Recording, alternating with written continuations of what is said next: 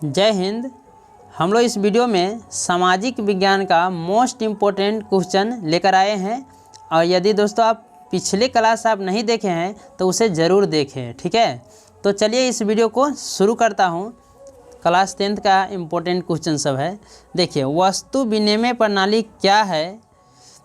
वस्तु विनिमय प्रणाली उस प्रणाली को कहा जाता है जिसमें एक वस्तु के बदले में दूसरी वस्तु का आदान प्रदान होता है। उसे क्या कहते हैं? वस्तु विनिमय प्रणाली कहते हैं। जैसे सुनिए, गेहूं से चावल बदलना क्या कहलाता है? वस्तु विनिमय प्रणाली। यानी कि किसी सामान हम किसी से लेंगे तो सामान हमें देना पड़ेगा, ठीक है। चलिए अगले प्रश्न देखते हैं। प्रश्न नंबर 2, वन के पर्यावरणीय महत्व का वर्णन करें। बहुत मुख्य प्रश्न है, भूगोल का क्वेश्चन है। वन के पर्यावरणीय निम्नलिखित महत्व है। पहला महत्व समझते हैं। वन पर्यावरण में उपस्थित प्रदूषण को दूर करता है। वन जो होता है यानी कि वन जो है जंगल झाड़ होता है, वह क्या करता है कि पर्यावरण को ना अच्छा स्वच्छ बनाता है, वह प्रदूषण को हटाता है। दूसरा पॉइंट है, वनों से मानव विभिन्न प्रकार का भोजन प्राप्त करता है। वन से क्या होता है कि बहुत सारे पेड़ पौधा से क्या होता है, फल भी मिलता है। तो कुछ चीज़ों से है क्या कि लोगों का अनाज भी मिलता है, जैसे फसल लगाते हैं तो वो सब क्या होता है, वन ही है। उसमें से क्या होता है कि लोगों का जीवन यापन भी चलता है। तीसरा पॉइंट है, यह मानव का जीवनदायी ओधनी देता है। मतलब ये है कि यह मानव का जीवनदायी ओधनी है, औषधि देता है, ठीक है। अगले देखते हैं प्रश्न। अगले देखते हैं, इसका पॉइंट है, बहुत सारे लिख दिए हैं, 5 पॉइंट दे दिए क्योंकि 5 नंबर में भी पूछा जा सकता है। वन वर्षा जल को अवशोषित कर बाढ़ से बचाता है। अगला पॉइंट है, कई जीवन उपयोगी वस्तुओं का निर्माण वन से ही होता है, ठीक है। ये सब आसान भाषा में है, ठीक है, आप समझ में आ गया होगा।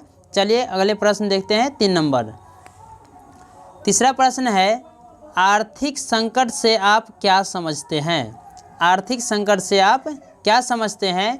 तो आर्थिक संकट तब उत्पन्न होता है जब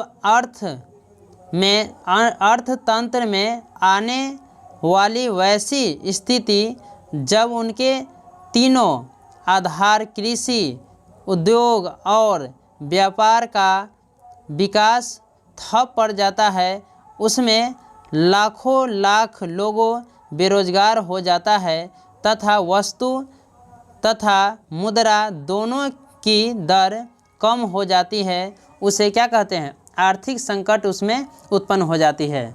जैसे कोई भी अगर मान लेते हैं कि हमारे यहाँ कोई भी उद्योग है वह बंद हो जाए, कहीं किसी भी देश से अगर माल आना बंद हो जाएगा, जाना बंद हो जाएगा, तो क्या होगा? ये हो जाएगा आर्थिक संकट के एक उत्पन्न हो जाता है, ठीक है। तो अगले प्रश्न देखते हैं। चौथा प्रश्न है, लोकतंत्र किसे कहते हैं? लोकतंत्र किसे कहते हैं? शासन व्यवस्था की वैसी प्रणाली जिसमें जनता या जनता द्वारा चुने गए प्रतिनिधि शासन करते हैं, उसे लोकतंत्र कहते हैं। तो जो भी नेता जो होता है वह जनता के द्वारा चुना जाता है, उसे क्या कहते हैं? लोकतंत्र। इसका मतलब लोक का तंत्र है, ये जनता जो है अपने आप वह नहीं बन सकता है। यह जो है मतलब कोई भी नेता अगर चाहेगा कि हम ही अगर कोई भी अपने मुख्यमंत्री बने या प्रधानमंत्री, तो नहीं बन सकता है। उसको बनाने के लिए लोकतंत्र लागू किया, यानी कि जनता के द्वारा चुना जाता है, ठीक है। अगले प्रश्न को देखते हैं। 5वां प्रश्न है, भूकंप और सुनामी को परिभाषित करें। भूकंप और सुनामी को परिभाषित करें। भूकंप क्या है समझते हैं। पृथ्वी को अचानक कौंपने की घटना को भूकंप कहते हैं। यानी कि पृथ्वी जो होता है वह ऊपर नीचा होने लगता है तो हम लोग समझते हैं कि भूकंप आ गया, ठीक है। चलिए सुनामी क्या है उसे समझ लेते हैं। समुद्र में अचानक ऊंची तरंग उत्पन्न ही सुनामी कहलाती है।